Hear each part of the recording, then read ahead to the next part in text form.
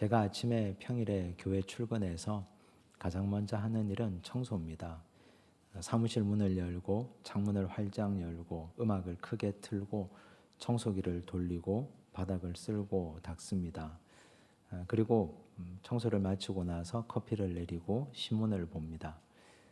그 일과 가운데 상당히 고마운 존재가 있는데 바로 청소기입니다. 진공청소기가 만약 없었다면 그 청소하는 시간이 훨씬 더 길어졌을 것입니다. 그 청소기가 없었다면 쓰는 시간, 닦는 시간, 그리고 청소하는 시간이 얼마나 지루했을까 생각하면 고맙기 그지없습니다. 그런데 19세기까지만 하더라도 실내 청소를 할 때는 빗자루와 쓰레받기 그리고 먼지털이가 전부였습니다. 19세기 말 영국에서 기계식 청소기가 가장 먼저 선을 보이는데 그 당시 청소기는 바람을 불어내는 것이었습니다. 커다란 모터를 달고 다니면서 소리를 크게 내고 바람을 일으킵니다. 그러면 한번 상상해 보십시오. 그 청소기 맞은편에 거대한 상자 같은 것이 쓰레받기 구실을 해야 됩니다. 먼지를 받아내고 쓰레기를 받아내 줘야 됩니다. 그런데 그게 뜻한 바대로 잘 되겠습니까? 먼지는 사방으로 파편이 되어 흩날릴 테고 쓰레기도 그 상자 안에 잘 들어가지 않습니다. 그래서 이건 청소를 하는 게 아니라 오히려 먼지를 일으키고 문제를 더 크게 만듭니다.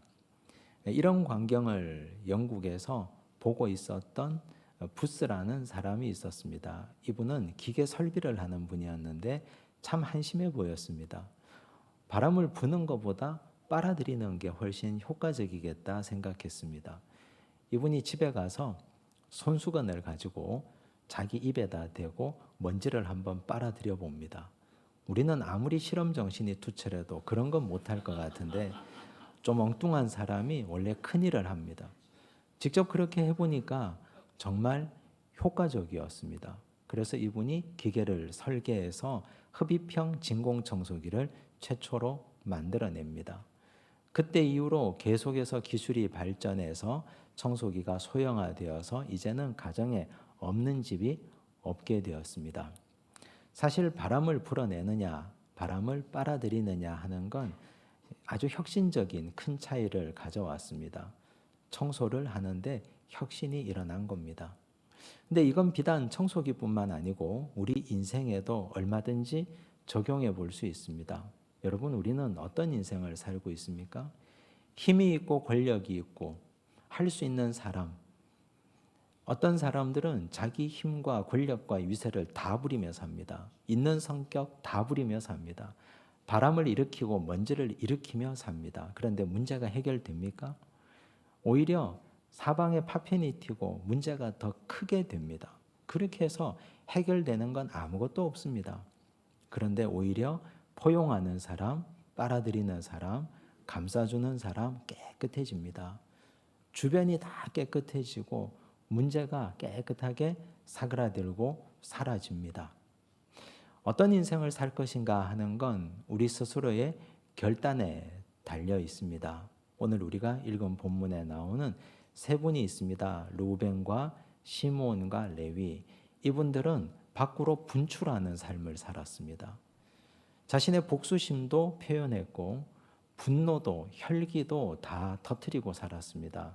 그랬더니 가진 것까지 다 잃어버렸습니다. 엉망이 되어버린 인생입니다. 우린 이들의 삶을 통해서 우리 인생에 걸어가야 될 바를 깨달아야 됩니다. 오늘 이들을 통해서 우린 어떤 길을 걸어가야 될 것인지를 함께 살피는 시간 되기를 바랍니다. 야곱이 이집트에 이민 온 지 이제 17년이 되었습니다. 그가 130세의 나이에 이민 왔을 때 그때는 그래도 당당하고 힘이 있었습니다. 바로 앞에 서서 바로를 축복할 정도로 그는 굉장히 힘 있는 인생이었습니다. 그런데 17년 정도 살다 보니 이제는 하나님 앞에 갈 날이 멀지 않았음을 깨닫습니다. 그는 장자의 명분을 요셉에게 줍니다. 요셉의 두 아들 에브라임과 므낫세를 데려오라고 하고 그들에게 축복합니다. 그 후에 그의 12 아들을 다 오라고 합니다. 창세기 49장은 그의 12아들을 대한 아버지의 축복의 자리입니다. 그는 인간 아버지로서 이 말씀을 하는 것이 아닙니다. 그 자리는 하나님께서 그에게 주신 언약의 계승자의 자격으로 그 자리에 있습니다. 아브라함과 이삭과 야곱으로 이어지는 언약의 계승자의 자리에서 이들에게 하나님의 마음을 담은 말씀을 전합니다. 그래서 가끔 축복이라기보다는 저주에 가까운 말씀도 있습니다. 이건 하나님께서 그들에게 주시는 경고의 말씀입니다. 오늘은 세 분입니다. 르우벤과 시므온과 레위에 대한 말씀입니다. 먼저 3절을 보십시오. 함께 읽겠습니다. 르우벤아, 너는 내 장자요 내 능력이요 내 기력의 시작이라. 위풍이 월등하고 권능이 탁월하다마는. 르우벤 그의 큰아들이었습니다. 레아가 야곱에게 낳아준 첫 번째 아들이 르우벤입니다. 르우벤 이름의 뜻은 보라, 아들이라 하는 뜻입니다. 레아가 남편의 사랑을 못 받았습니다. 그런데 큰아들을 낳았습니다. 얼마나 기뻤으면 보라, 아들이라 이렇게 말했을까요? 이제 내가 남편의 사랑을 받게 되었습니다. 보십시오, 제가 아들을 낳았습니다. 어머니가 크게 기뻐합니다. 이건 야곱도 다르지 않았습니다. 비록 그가 사랑했던 라헬이 낳은 아들이 아니었지만 그는 장자 아니었습니까? 그의 기력의 시작이라고 말합니다. 그 정도로 촉망받았고 기대받았고 사람들이 기대했던 인물입니다. 그런데 그는 객관적으로도 능력이 탁월했습니다. 위풍이 월등했습니다. 권능이 탁월했다고 했습니다. 능력이 있는 사람이었습니다. 그가 잘 자라주기만 하면, 그가 정말 괜찮은 사람으로 성장하기만 하면 얼마든지 언약의 계승자가 될 능력도 있고 자격도 되는 사람이었습니다. 그런데 그의 인생이 어떻게 되고 말았습니까? 4절을 보십시오. 함께 읽습니다. 물의 끓음 같았은즉 너는 탁월하지 못하리니 내가 아버지의 침상에 올라 더럽혔음이로다. 그가 내 침상에 올랐었도다. 이런 사건이 벌어지고 말았습니다. 르우벤이 아버지의 침상을 범하는 사건이 일어납니다. 무슨 사건을 두고 말하는 겁니까? 창세기 35장 22절 말씀을 보십시오. 함께 읽습니다. 이스라엘이 그 땅에 거주할 때에 르우벤이 가서 그 아버지의 첩 비라와 동침하며 이스라엘이 이를 들었더라. 이런 일이 그만 벌어지고 만 것입니다. 아버지의 첩 비라와 동침하는 사건이 벌어집니다. 그런데 이건 시기도 문제였습니다. 아버지 야곱이 특별하게 사랑했던 라헬이 세상을 떠납니다. 에브랏 길에서 베냐민을 낳다가 세상을 떠납니다. 그리고 나서 아버지 야곱은 시리에 빠져 있습니다. 떠난 아내를 애도하는 기간에 이 사건을 벌입니다. 있을 수 없는 일이었습니다. 방법도 시기도 하나도 옳지 않은 일을 르우벤이 벌인 겁니다. 아마 우리가 르우벤에게 묻는다면, 그 당시 사람들이 르우벤 너는 왜 그런 짓을 했느냐고 묻는다면 르우벤 입장에서도 항변할 것은 있을 겁니다. 아마 이렇게 말했을 겁니다. 저는 이 집에 장남으로 태어났습니다. 하지만 저는 편애의 희생자였습니다. 아버지는 요셉만 사랑했습니다. 시간이 지나면서 아버지의 사랑은 요셉이 떠나고 난 후에 베냐민으로 넘어갑니다. 저는 사랑받지 못했습니다. 내가 정말 사랑했던 내 어머니 레아도 아버지의 사랑과는 별개였습니다. 아버지는 라헬만 사랑했습니다. 내 어머니는 천덕꾸러기였습니다. 내가 내 어머니가 너무너무 안타까워서 들에 나가 하루는 일하다가 합한 채를 얻어서 어머니에게 드린 적이 있습니다. 그런데 그것마저 라헬이 빼앗아갑니다. 내 마음속에는 분노가 치밀어 올랐습니다. 아버지에 대한 복수심이 일어나고 둘째 어머니 라헬에 대한 미움이 나를 지배하고 있었습니다. 아마 그렇게 말했을 겁니다. 여러분, 그래서 르우벤은 라헬의 죽음이 하나도 슬프지 않습니다. 그가 세상을 떠난 것이 그에게는 가슴 아픈 일이 아닙니다. 오히려 이런 사건이 일어나자 아버지에 대한 복수심이 불타서 이런 엄청난 사건을 벌입니다. 아버지에 대한 복수심과 비라를 향한 한순간의 정욕이 불이 붙어서 일어난 일이 바로 이번 사건이었습니다. 그런데 그가 아버지에게 사랑받지 못했던 것, 그가 아버지에게 편애의 희생자였던 것 다 인정한다 하더라도 과연 이 일이 하나님 보시기에 옳은 일이었느냐? 하나님이 이 사건을 어떻게 보실 것인가? 하나님은 이 일을 옳다고 인정하실 것인가? 어떻게 생각하십니까? 하나님은 어떤 일이 있어도 악을 악으로 갚는 걸 원치 않는 분입니다. 이건 하나님의 방법이 결단코 될 수 없습니다.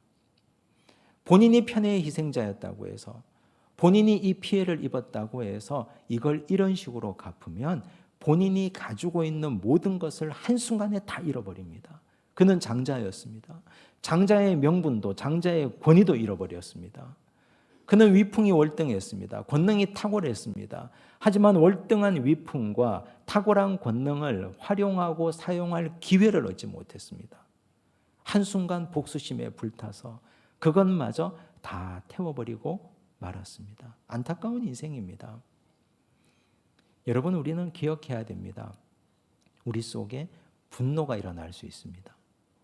내 속에 복수심이 불탈 수 있습니다. 우리를 힘겹게 하는 사람들이 지금도 나를 괴롭힐 수도 있습니다. 끊임없이 시비 거는 사람들, 내 인생을 끊임없이 갉아먹는 사람들, 그런 사람들이 왜 없겠습니까? 하지만 그때마다 생각하십시오. 이것이, 이 복수심이 하나님의 거룩한 분노로부터 시작된 것인가? 그렇지 않으면 내 개인의 복수심인가? 이걸 생각하셔야 됩니다. 이걸 분별하지 못하면 큰 사고를 칩니다. 다윗이 이런 위기에 처했던 적이 있습니다.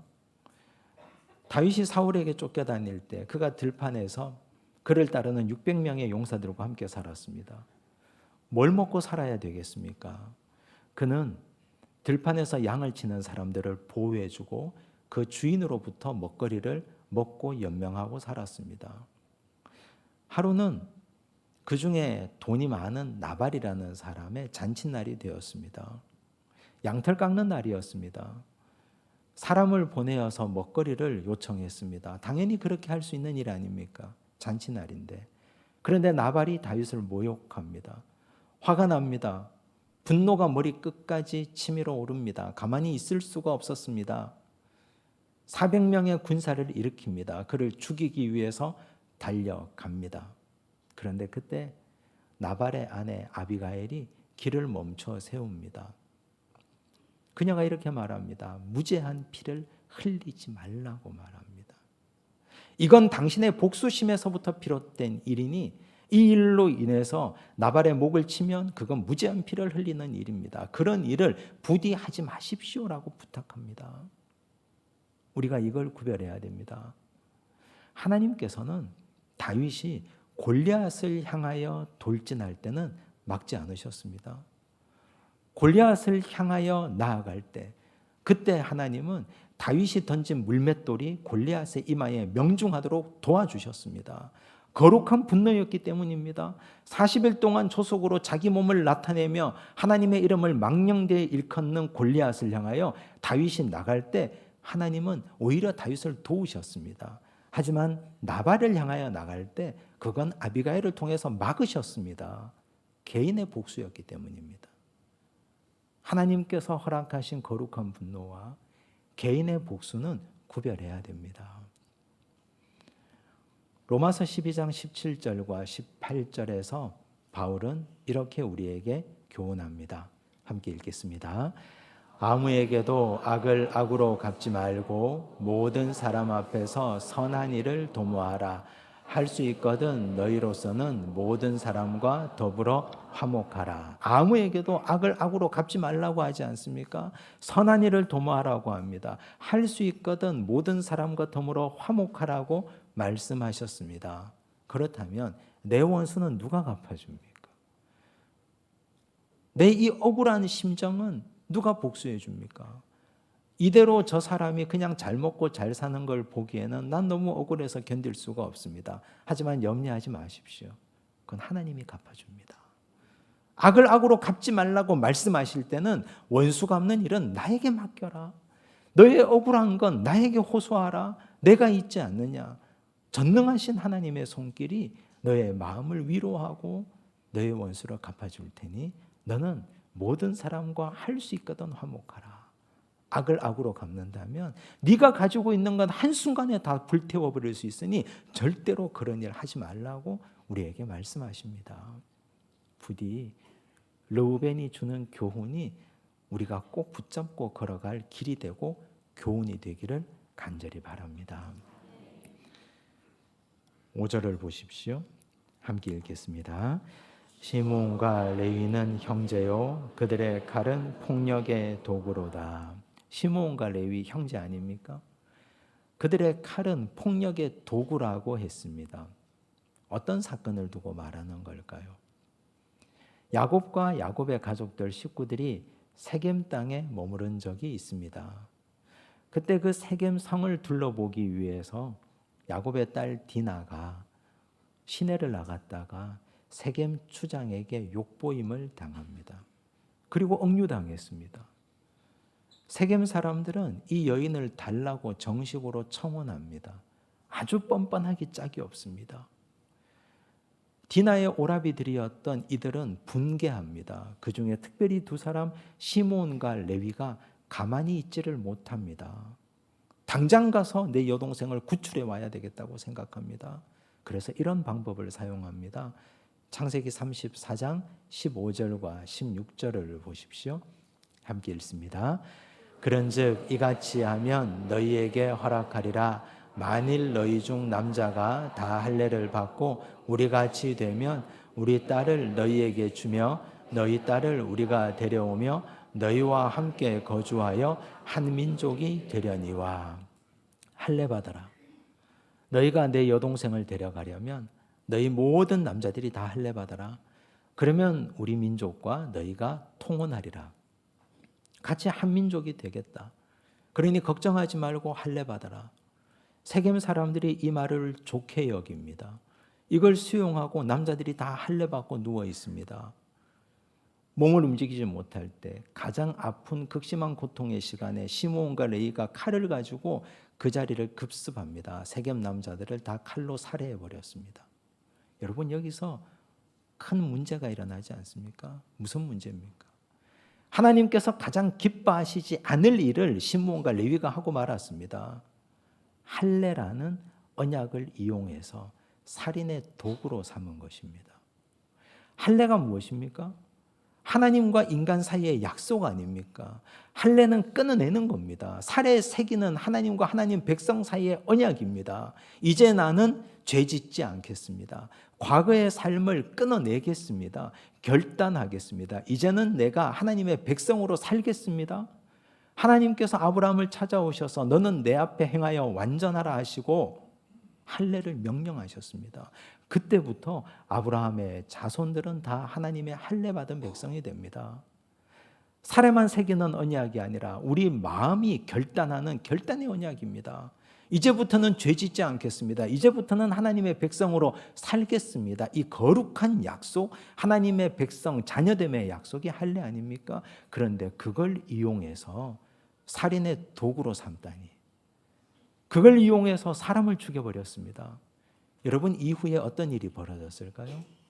세겜 사람 주변 백성들 할례는 살인의 전조라고 여겼을 겁니다. 세겜 주변의 백성들, 하나님을 모르는 사람들은 이스라엘 백성들이 할례 받자고 하면 받지 마. 그거 받으면 칼로 너희들을 다 죽일지도 몰라. 하나님께서 약속하신 거룩한 언약이 사람을 죽이는 전조로 인식되기 시작합니다. 여러분 이게 얼마나 무서운 죄입니까? 성경에 이런 일이 또 있습니다. 가인과 아벨이 하나님께 예배를 드립니다. 하나님은 아벨의 제사는 받으시고 가인의 제사는 받지 않습니다. 그러자 가인이 화가 났습니다. 아벨을 살해해 버렸습니다. 예배가 살인의 시발점이 된 겁니다. 예배는 하나님께 올려드리는 거룩한 제사 아닙니까? 하나님 백성됨의 언약이고 백성됨의 약속 아닙니까? 이 예배를 이용해서 사람을 죽입니다. 예배가 사람을 죽이는 시작이 되고 할례 언약이 사람을 살해하는 도구가 되고, 여러분 요즘은 그런 일이 없을까요? 헌금은 하나님과 백성들 사이에 거룩한 약속이고 우리가 진정으로 기뻐서 하나님께 드리는 하나님 백성됨의 언약의 표징입니다. 아브라함이 전쟁을 마치고 전리품을 가지고 돌아오다가 살레망 멜기세덱을 만납니다. 멜기세덱이 요구한 적이 없습니다. 강요한 적이 없습니다. 그저 기쁨으로 10의 1을 하나님께 올려드린 겁니다. 그러므로 하나님께 올려드리는 예물은 우리가 구원받은 은혜에 감사하는 하나님 백성의 표시입니다. 그러므로 헌금은 세금이 아닙니다. 교회가 강요할 수 없습니다. 누구도 사람들에게 그걸 강요해서도 안 되고 강요받아서도 안 되는 겁니다. 내가 하나님의 백성이라면, 구원받은 감격이 내 속에 충만하다면 자발적으로 하나님께 올려드리는 것입니다. 본질이 중요하고 그 본질을 호도하는 이 모든 것을 하나님은 결단코 기뻐하지 않습니다. 시므온과 레위가 지은 죄가 바로 그 죄입니다. 두 번째 시므온과 레위의 죄가 뭡니까? 6절 말씀을 보십시오. 함께 읽습니다. 내 혼아 그들의 모의에 상관하지 말지어다. 내 영광아 그들의 집회에 참여하지 말지어다. 그들이 그들의 분노대로 사람을 죽이고 그들의 혈기대로 소의 발목 힘줄을 끊었음이로다. 그들의 분노대로 그들의 혈기대로라는 말이 반복됩니다. 시므온과 레위는 분노했습니다. 혈기가 올라옵니다. 분노할 만하지 않습니까? 혈기를 부릴 만하지 않습니까? 내 동생이 욕보임을 당하고 잡혀가서 억류되어 있습니다. 당연히 우리가 내 여동생을 데려와야 됩니다. 분노가 일어납니다. 혈기가 일어납니다. 그럼에도 불구하고 하나님의 백성들은 그 전에 해야 될 일이 있습니다. 기도입니다. 하나님의 백성들이 그 전에 해야 될 일은, 반드시 거쳐야 되는 일은 기도입니다. 기도 없이 그들의 모의에는 상관하지 말라고 하셨습니다. 기도 없이 그들이 행하는 어떤 집회에도 참여하지 말지어다라고 말씀하셨습니다. 우리 믿음의 백성들은 그걸 기억해야 됩니다. 내 속에 혈기가 올라오고 내 속에 분노가 올라올 때 그 혈기와 분노를 발산하기 전에 우린 기도가 선행되어야 합니다. 우리 예수님께서 겟세마네 동산에서 제자들과 함께 기도를 부탁하셨습니다. 내가 고민하여 죽게 되었나니 지금 이 자리에서 나를 위해서 기도해 달라고 부탁하십니다. 베드로와 야고보와 요한 기도했습니까? 그들은 오랫동안 잠들어 있었습니다. 예수님은 땀방울이 핏방울이 되도록 기도하시는데 이 세 제자는 계속해서 잠들어 있었습니다. 이제 예수님께서 결단하시고 일어나자 합니다. 예수님을 체포하러 오는 자들이 그 앞에 섰습니다. 베드로가 잠에서 깨어서 예수님을 보호하기 위해서 자기 칼을 뺍니다. 요한복음 18장 10절과 11절 말씀을 보십시오. 함께 읽습니다.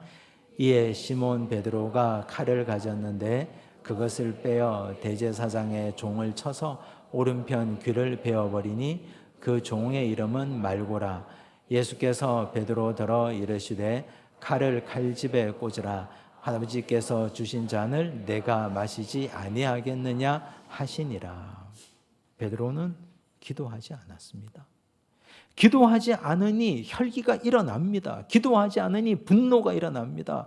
기도하지 않으니 혈기와 분노를 다스릴 길이 없습니다. 칼집에 있는 칼을 빼서 대제사장의 종 말고의 길을 베어버렸습니다. 기도하지 않는 자는 이렇게 됩니다. 예수님은 기도하셨습니다. 예수님은 뜨겁게 기도하시고 간절히 기도하시고 결단하셨습니다. 베드로에게 말씀합니다. 칼을 칼집에 꽂으라고 합니다. 누가 더 강합니까? 기도하지 않고 분노와 혈기를 분출하는 베드로가 강합니까? 기도하고 묵묵히 십자가의 길을 걸어가시는 예수님이 더 강합니까? 누가 더 강합니까? 여러분, 우리는 하나님 앞에서 혈기 부리기 전에, 내 인생에서 분노를 표현하기 전에 우린 먼저 기도하는 자들이 되어야 합니다. 하나님 앞에 엎드려서 기도하면 나의 분노와 혈기가 다스려질 줄로 믿습니다. 하나님께서 우리에게 말씀하시기를 기도하지 않고 혈기 내는 자, 분노하는 자들의 모의에 상관하지 말라고 하십니다. 그들과 말 섞지 말라는 말입니다. 그들의 집회에 참여하지 말라고 합니다. 그러면 우리도 그들과 함께 부하내동되어서 살인하는 살인의 자리에 설 수 있기 때문입니다. 대단히 위험한 일입니다. 믿음의 백성들은 우리를 아무리 충동질하는 악한 권세가 있을지라도 엎드려 기도하는 사람들이 되어야 할 줄로 믿습니다. 르우벤과 시므온과 레위의 공통점이 있습니다. 그들은 다 명분이 있습니다. 아버지에 대한 복수심도 있습니다. 시므온과 레위도 동생을 구출해야 되는 명분이 있습니다. 하지만 방법이 틀렸습니다. 기도하지 않았습니다. 그들은 거룩한 분노가 아니었습니다. 개인의 복수심이었습니다. 부디 하나님 앞에 이런 잘못을 범하지 않고 하나님께 엎드리고 구하는 믿음의 백성으로 실수하지 않고 실패하지 않는 하나님의 자녀 되시기를 바랍니다. 기도하겠습니다. 아버지 하나님, 감사합니다. 르우벤과 시므온과 레위의 실패를 보았습니다. 개인의 복수심에 눈이 멀어 그는 거룩한 분노와 개인의 복수를 혼돈했습니다. 방법이 틀렸습니다. 주여, 오늘 우리에게 하나님의 은혜를 더하여 주옵시고 나의 원수는 하나님께서 갚아주신다는 사실을 깨닫고 기억하며 원수 갚는 일은 하나님께 맡기게 하여 주시옵소서.